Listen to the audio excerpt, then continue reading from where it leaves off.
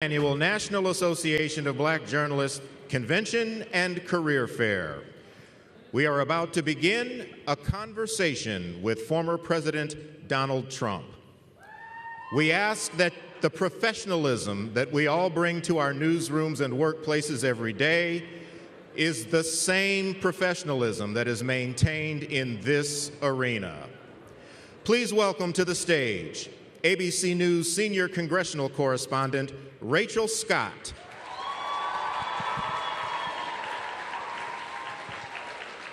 Semafor political reporter Kadia Goba.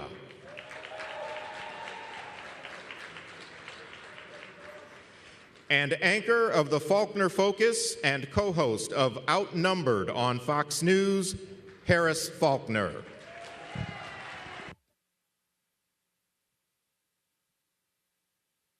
NABJ. Mic's on? Hear me? There we go. Test, test, test.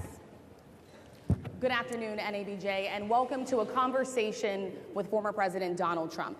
This discussion continues a decades-long tradition during election years of inviting journalists to discuss the policies and their impact with the candidates who are running for president, and the impact of those policies, especially in Black communities. Former Presidents George W. Bush, Barack Obama, and Bill Clinton have attended the NABJ conventions either as presidents or as presidential candidates in past years. NABJ is currently in conversation with Vice President Kamala Harris's team to schedule a Q&A either in person or virtually in September. As journalists, we use opportunities like these both to inform our reporting, but also to help voters understand the choices that they face in a consequential and historic election year. NABJ has partnered with PolitiFact to fact-check this conversation in real time. You can access that feed on social media using the hashtag NABJFactCheck. Again, the hashtag is NABJFactCheck.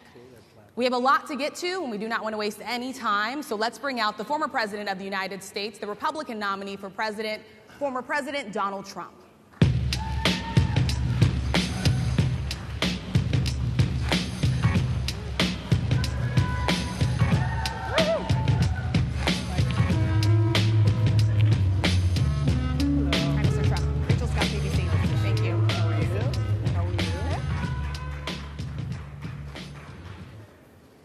Mr. President, we so appreciate you giving us an hour of your time. I want to start by addressing the elephant in the room, sir. A lot of people did not think it was appropriate for you to be here today.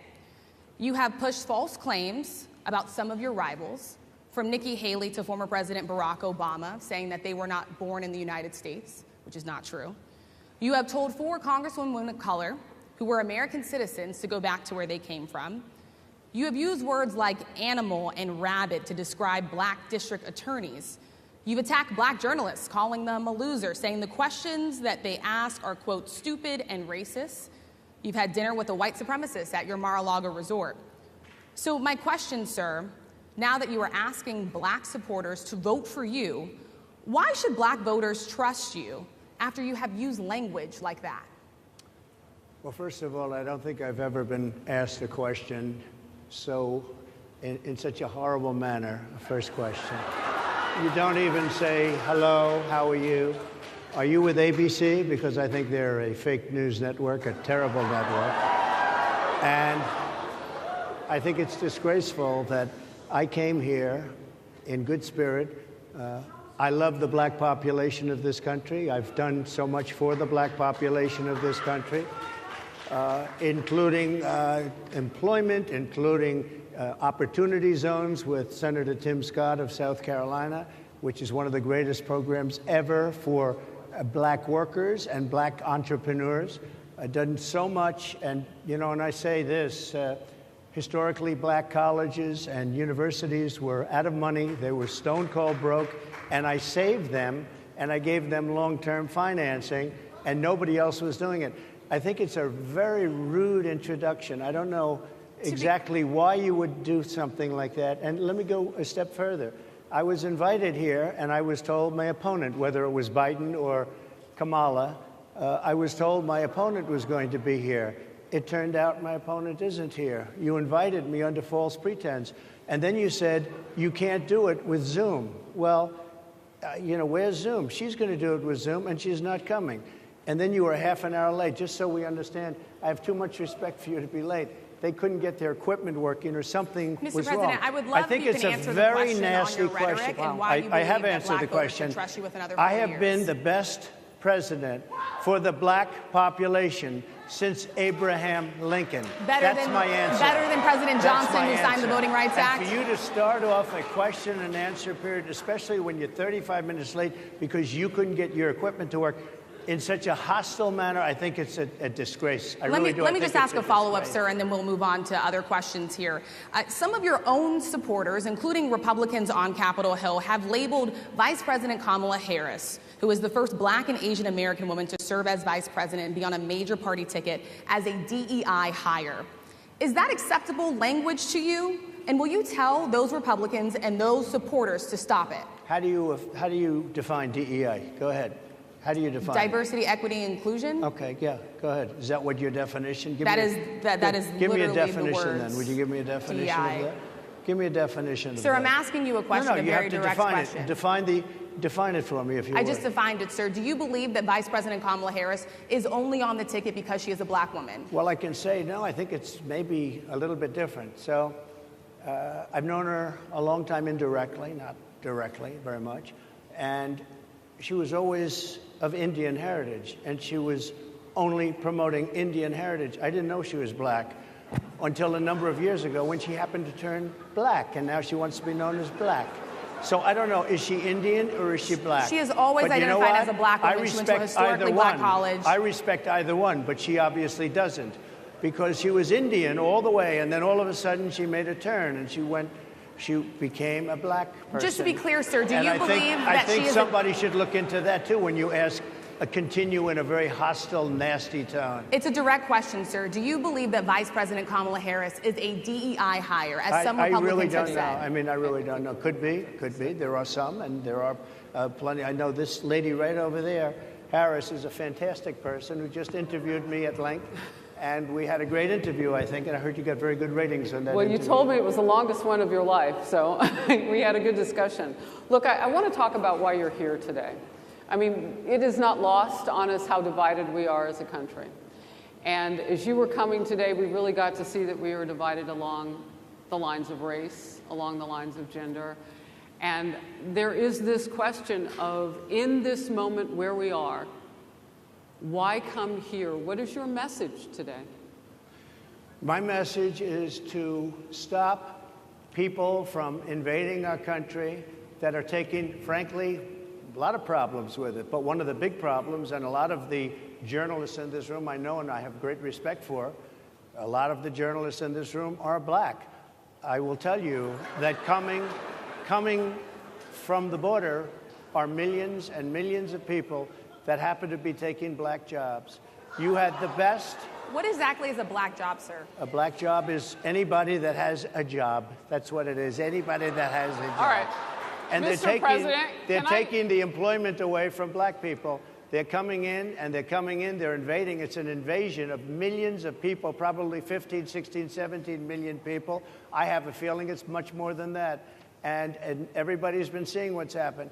The first group of people, the black population, is affected most by that, and Kamala is allowing it to happen. She's the border czar. She's the worst border czar in the history of the world. There's never been a border czar like this. She's never even essentially been. She said she was there once, but not the right part of the border. So she was a border czar. She's done a horrible job. These people are coming into our country, and they're taking black jobs and Hispanic jobs, and frankly, they're taking union jobs. Unions are being very badly affected by all of the millions of people that are pouring into our country. And one thing, as we discussed, many of these people are coming in from mental institutions, from prisons, from jails. They're gang members in other countries. Other countries are setting loose their prisoners. They're opening up their prisons and their mental institutions, and they're taking their bad people, drug dealers, gang members, and they're bringing them into the United States. And by the way, their crime rate is going down, and our crime rate is going to be a disaster. Mr. President, I want to get into how you address some of the issues with black communities. And I say that plural because we live in communities of color that are different. We're not all the same. We don't vote the same. We don't think the same. Sure. It's not monolithic.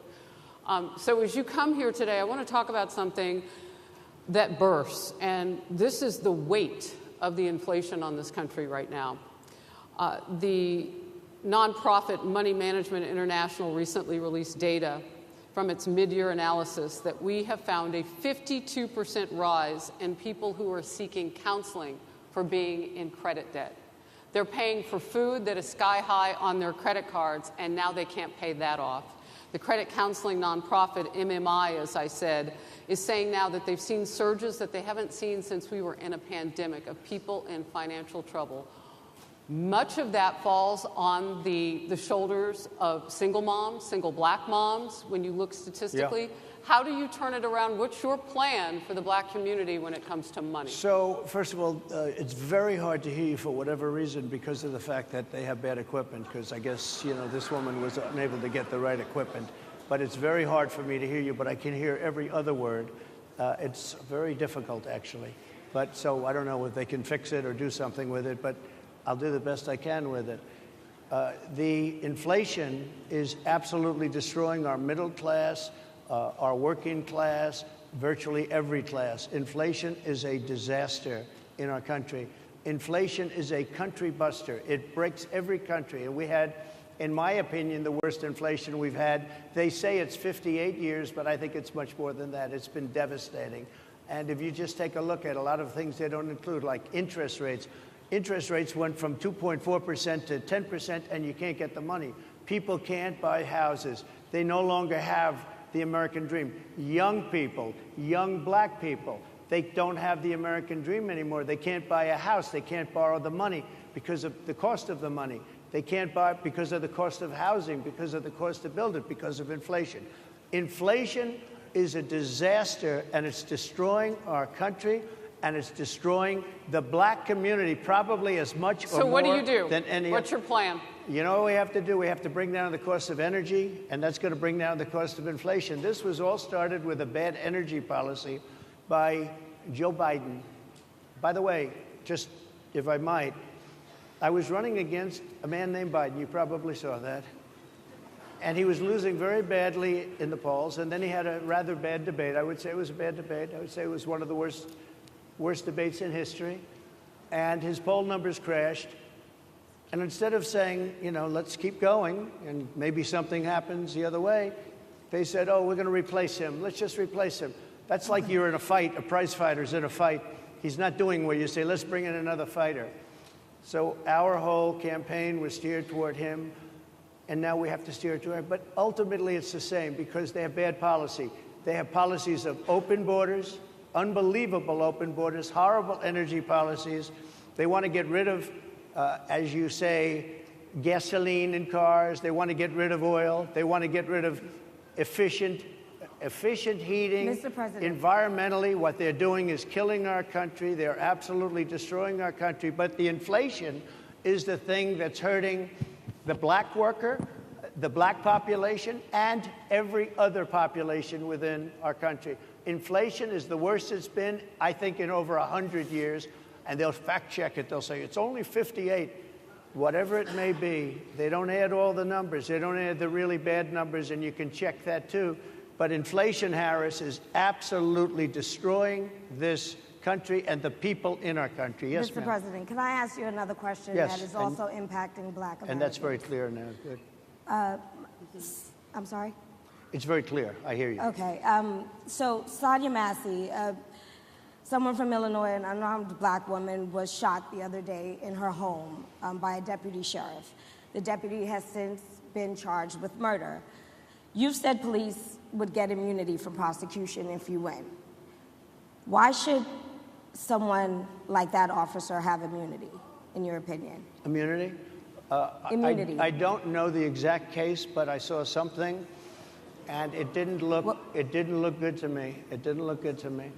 Are you talking with the water? right? Yeah, well, police unions are not backing this person either. Okay. But again, Are they going to be charging the officer? I guess they're charging the officer. So why should he receive immunity? Well, he might not. I mean, it depends. It depends on what happens. I'm talking about people that are much different cases than that. We need people to protect ourselves. And by the way, in Chicago, as an example, a few weeks ago, July 4th weekend, they had 117 shootings and 17 deaths. Nobody wants that. Nobody wants that. We need to have our police officers have the respect and dignity back. In this particular case, I saw something that didn't look good to me. I didn't like it. I didn't like it at all. So can you get a little more specific back to the immunity question? Who would make those Well, right now, for the most part, people are protected by their unions, by their police unions, or by their police departments. But I'm saying if I felt, or if a group of people would feel that somebody was being unfairly prosecuted because the person did a good job maybe with crime, or made a mistake, an innocent mistake. There's a big difference between being a bad person and making an innocent mistake. But if somebody made an innocent mistake, I would want to help that person. What would those exceptions be? What would determine an innocent mistake? You go after somebody and it's a very close call and it's very dangerous. And you know, they have, the policeman's life and woman is a very difficult thing because sometimes you have less than a second to make a life and death decision. And sometimes very bad decisions are made. They're not made from an evil standpoint, but they're made from the standpoint of they made a mistake. So I want to follow up really quickly. I find it interesting because you do talk about reining in prosecutors, especially when it comes to prosecutors that are prosecuting you. Why doesn't that skepticism apply to law enforcement? Well, I've been prosecuted because I'm a political opponent of two people that have weaponized our justice system. I've been prosecuted. I just won the big case in Florida. Everyone said that was the biggest case. That was the most difficult case. And I just won it. Now, Biden has a similar case, except much worse. I was protected under the Presidential Records Act. Biden wasn't, because he wasn't president at the time. And he had 50 years worth of documents. And they ruled that he was incompetent, and therefore he shouldn't stand trial. And I said, isn't that something? He's incompetent, and he can't stand trial, and yet he can be president. Isn't that nice? Mr. President, but they released him on the basis that he was incompetent. They said he had no memory, and he was a nice old guy, but he had no memory, and therefore we're not going to prosecute him. I won the case, and it got very little publicity. I didn't notice ABC doing any publicity on it, George. We cover you extensively, sir. I'd love to move over on to different topics. I didn't notice you do any publicity on it at all. I won the case, the biggest case. This is an attack on a political opponent. I have another one where I have a hostile judge. We have you for a limited time, sir. I'd love to move on to different topics. No, excuse you. You're the one that held me up at 35 minutes, just so you understand.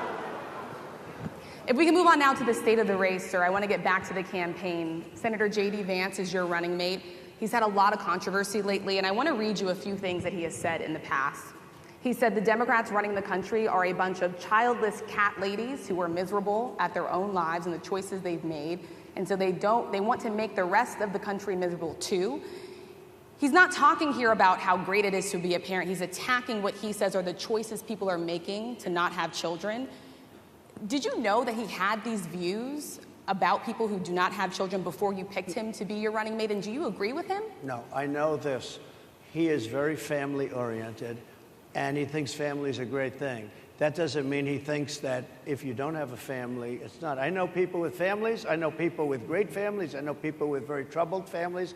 And I also know people with no families. They didn't meet the right person. Things happen.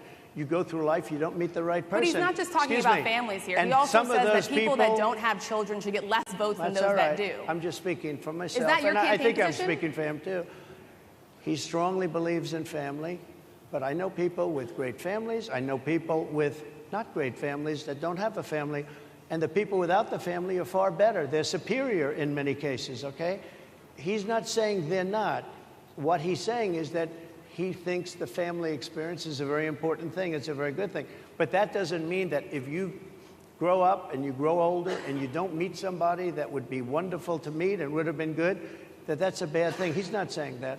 My interpretation, you'll have to ask him, actually, but my interpretation is he's strongly family-oriented, but that doesn't mean if you don't have a family, there's something wrong with it. Just one last point, and then we'll move on. Just one of the bedrock principles of American life is one person, one vote. Senator J.D. Vance has suggested that someone who has children should have more votes than a person who does not have children. I just want to be clear here. Is that the position of your campaign? Well, no, but it's not something I have ever heard before. I can tell you this. Right now you have illegal aliens coming into our country, many from prisons and many from mental institutions, and they want to give them votes. I don't think they should have votes. They came into our country illegally, and they're taking the vote away from all of the people in this room that have been here a long time, that have worked hard, that in many cases, and you'll see this happening, if I'm not elected, you're going to see it happening. If I am, you're not going to have any problem. But you're going to see it happening a long time. You're going to see the people in this room and people outside of this room are going to be losing their jobs to people that have come into this country illegally. Mr. President, can we stay with just kind of the state of the race right now? Because I felt like that vice president question, candidate question was right in there with that. So let's talk about J.D. Vance for a little bit. He's had some stumbles out of the gate. I don't know if you're hearing what we hear as reporters, but it's been a tough couple of weeks for him. Why did you choose J.D. Vance? Why did you choose him? And I'm having a hard time hearing, too. I chose know him everybody because, out there can, but it's hard I'll tell you hear. why. I chose him because he's a very strong believer in work and the working man and woman, and especially the working man and woman who have been treated very unfairly, because you have many of them in this room. But you have many of those people, they were treated very unfairly. They worked very hard and they were treated unfairly. He wrote the book that became a bestseller. The movie became a smash hit. He's a very smart guy without the benefit of having a family that has contacts, like a father that was well-connected. He got into Yale Law School. He graduated in 2 years from Ohio State, summa cum laude. I mean, you take a look at, his career has been an amazing career. He started off at a level with a difficult family situation, very difficult, with the mother and the father and everything else. He ends up going to Yale Law School and was one of the top students, became the head of the law journal. I mean, it's an amazing thing. He's a 4-year, he was in the military with great distinction for 4 years, got out, went into business, became successful in business, very successful in business, actually. Did public offerings and other things. And I have to believe in that. I mean, he's somebody that was born in a rough situation. Most of the people know that situation because it was very well documented in his book. And I have a lot of respect for somebody that can get into Yale and become one of the best students in Yale, that meets a young woman at Yale who was also outstanding, and they get married, they have a beautiful family. But he had he's made himself an amazing life. He then goes to Ohio, lives in Ohio, and he had my endorsement. That helped.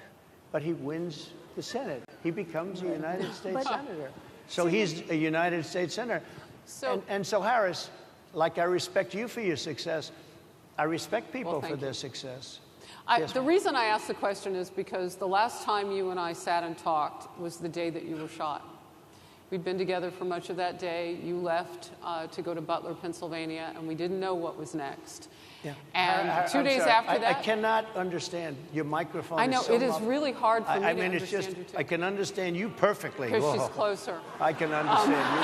Happy to hear that, sir. But I can't really understand, Harris. I have a few more questions. Because of the distance, and the mics are really in lousy shape, but I cannot understand Are you asking a question? what you're saying. So what I wanted to say was the last time we spoke, you said some words that were prophetic because I asked you who you wanted to choose for vice president. Yeah. And you said normally it really wouldn't matter what they would bring. You choose somebody that you think has a future, that sort of thing. But you said these words 3.5 hours before an attempted assassination on your life. You told me that bad things happen, Harris.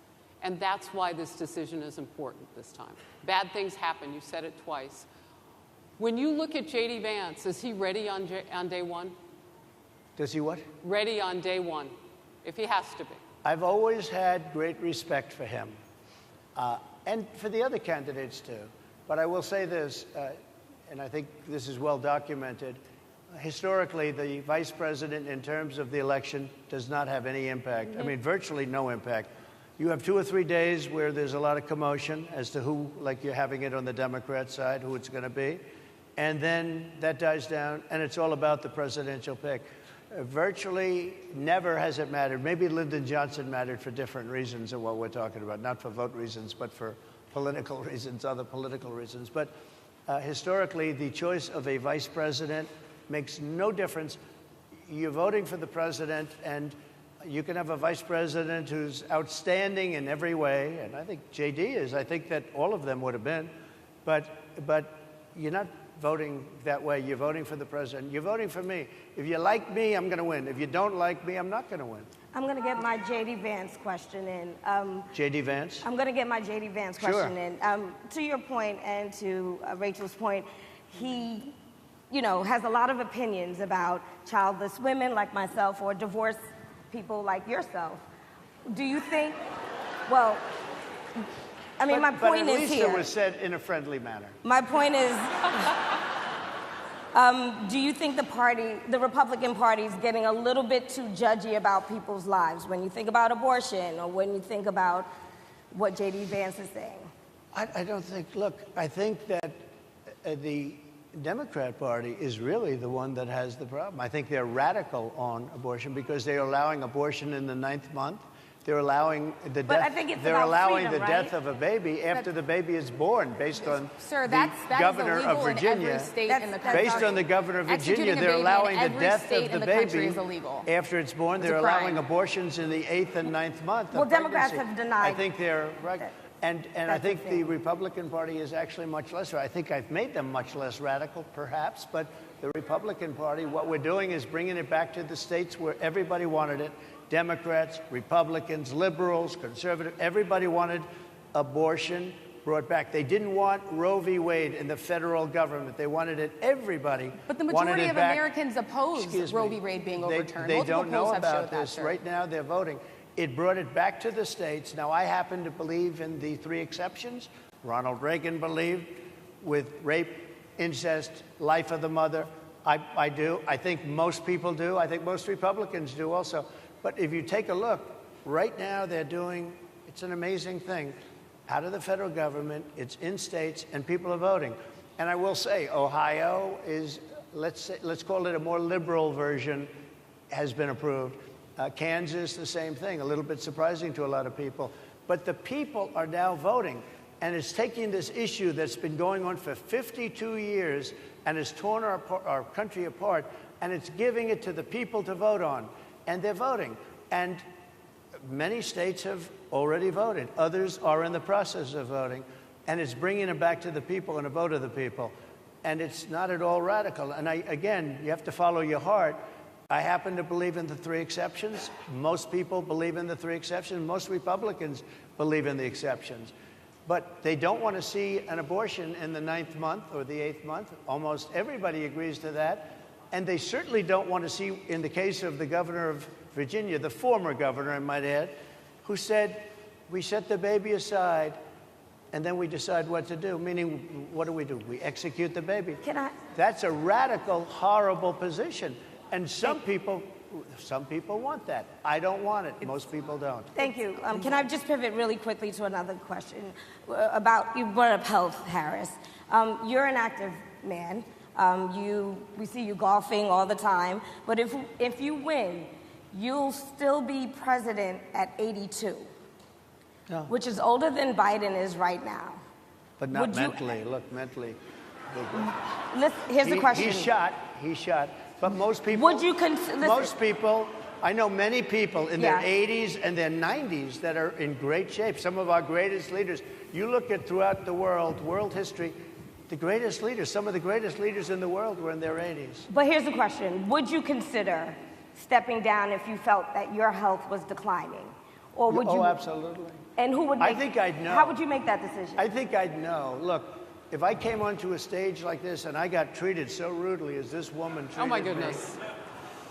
And I'm fine with it because she was very rude, sir. Very rude. That was a nasty, that wasn't a question. She Sir, didn't ask me a question. question. She gave a statement. That wasn't a question. I repeated your answer the statement, sir, question. actually. You said you would. You would Oh, make that absolutely. decision If to I step thought down. that I was failing in some way, I want people to be sharp. I'll go a step further. I want anybody running for president to take an aptitude test, to take a cognitive test. I think it's a great idea. And I took 2 of them and I aced them. Well, can got I them. just- I took 2 of them. But let me ask you. Yeah. I would like to have people running for president, and I don't mean because they're 75 or 85. I think anybody running, I'd like to do it. People say it's not constitutional. I would like to have something passed where you can do it.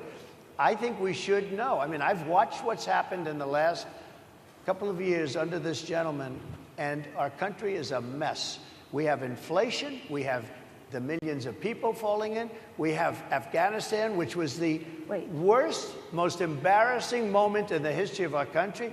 What he has done to our country, and her too, what they've done to our country, she has been a horrible vice president. She's considered the worst vice president in the history of our country. Don't mean to President- interrupt you, but would you consider taking the cognitive test Mr. President, I would love to and do make it. it public? Well, I've already taken 2 of them, but I'll do it again. Mr. I President, suggested, how do you Your president. intend to... I suggested, Harris, that let's take one.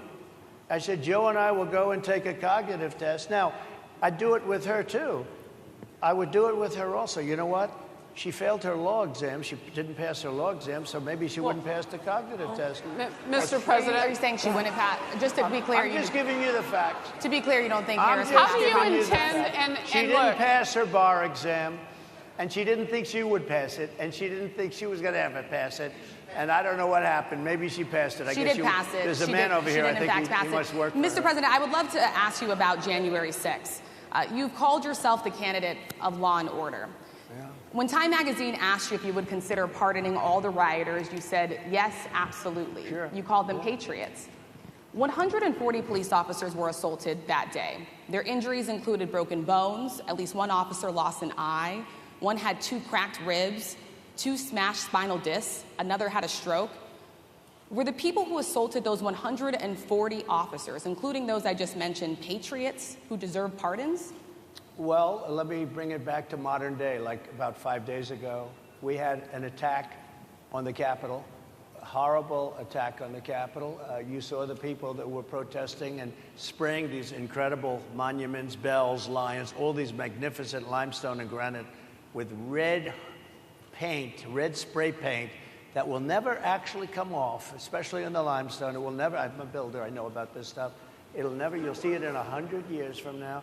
They viciously attacked our government. They fought with police. They fought with them much more openly than I saw on January 6th.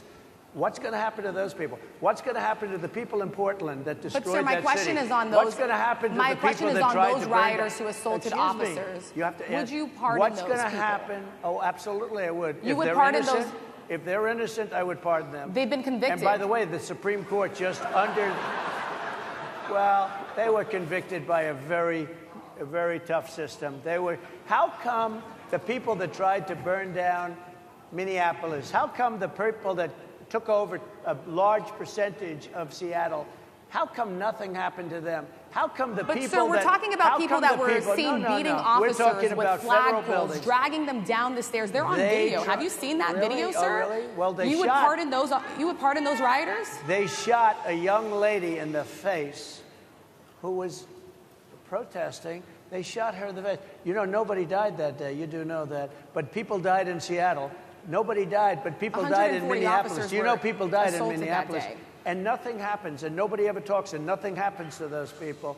But you went after the J6 people with a vengeance. And I'll tell you what about the cops that were, and I'm all for the police, as you know, but what about the police that are ushering everybody into the Capitol? Go in, go in, go in. What about that? Look, No one was nothing ushering is into the Capitol. nothing is perfect in life, but you have people from Minneapolis, you have people just from 5 days ago in Washington, D.C. They were having fistfights and fighting with the police. They were spraying and destroying, they were desecrating our monuments in Washington, D.C. 5 days ago, and nothing happened to them. And you can't have two systems of justice. That's why they went after me as a political opponent, because they felt they couldn't win without doing that. And we're going to win our cases, and we're going to be vindicated. But I have to spend a lot of time on that, and money. That's what they want. After the election, they won't care. Although in my case, I think they probably will, because the hatred is pretty deep. But I'll tell you, they went after me as a political opponent. That's never happened in our country before, and it sets a terrible, terrible precedent. What do you do on day one if you win? What's your first thing? What do? I close the border. And I do two things, because I can do a lot of things simultaneously. I close the border. We don't want people coming in. We want people to come in, Harris, but they have to be vetted. They have to be checked. They have to come in legally. I want people to come into our country, but they have to be vetted. They have to be checked. So when you say, what do? That, and I drill, baby, drill. I bring energy way down. I bring interest rates down. I bring inflation way down so people can buy bacon again, so people can buy a ham sandwich again, so that people can go to a restaurant and afford it. Because right now, people can't buy food. Your grocery bills are up 40, 50, 60%, right? She's agreeing to me. Oh, she's agreeing. Thank you. I like you very much. Mr. President, I think we are. But it's true. Your grocery bills are up. And then they're mandating that you buy an all-electric car. You know, Elon Musk endorsed me, and he's a friend of mine. He's a good guy. He's a smart guy. But I'm against everybody having an electric car, okay? I'm very much against that. You have to be able to, if you want a hybrid or if you want a gasoline-propelled car. But, you know, we have more liquid gold, gasoline, oil, under our feet than any other country. More than Saudi Arabia, more than Russia, more than any other country. I want to use it. I want to use what we have. I want to bring down prices, bring down costs. And I also have to stop the invasion. And remember, they're taking your jobs. These people coming in are taking your jobs. Project 2025. I think we have to leave it there by the Trump team. All right. So leave it. That is the last word. Thank you so much, Mr. Trump, for coming today and joining us. Well, thank you very much. They've been telling us. Thank you. Thank you, everybody, very much. Great honor. Thank you, Mr. President. Thank you. NABJ will email about details regarding the conversation with Vice President Kamala Harris in September. Thank you. Thank you very much. Thank you, sir.